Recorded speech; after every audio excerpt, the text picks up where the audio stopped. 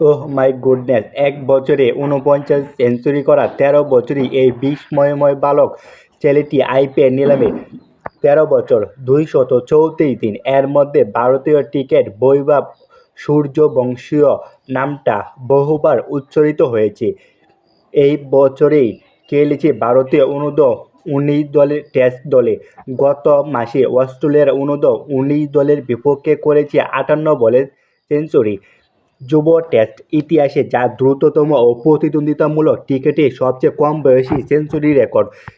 এই বৈভবের এবার জায়গা পেয়েছে নিলামের চূড়ান্ত তালিকা। নিলামে উঠতে যাওয়া ক্রিকেটারের চূড়ান্ত তালিকা গতকাল প্রকাশ করেছে আইপিএল কর্তৃপক্ষ।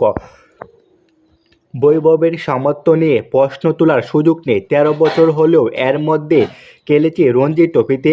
বিহারে ১২ বছর ২৮৪ দিন বয়সে প্রথম শ্রেণীর ক্রিকেটে অভিষিক্ত হয়ে আলোচনা জন্ম দিয়েছে বৈভব।